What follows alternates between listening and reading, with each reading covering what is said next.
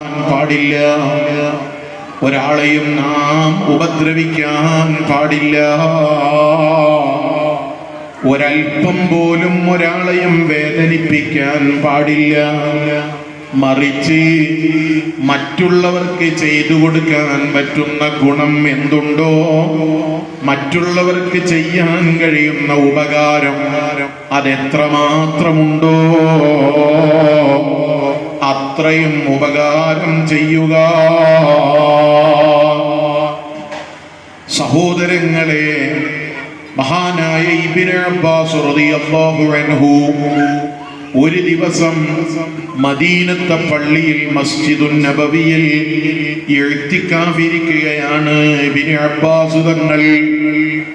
ആ സമയത്ത് ഫഅതാഹു റജുലുൻ, ആ പള്ളിയിലേക്ക് ഒരു മനുഷ്യൻ കയറി വന്നിട്ട് അദ്ദേഹം ഇബ്നു അബ്ബാസ് തങ്ങളോട് സലാം പറഞ്ഞു. അതാ മാറി അവിടെ ഇങ്ങനെ ഇരുന്നു.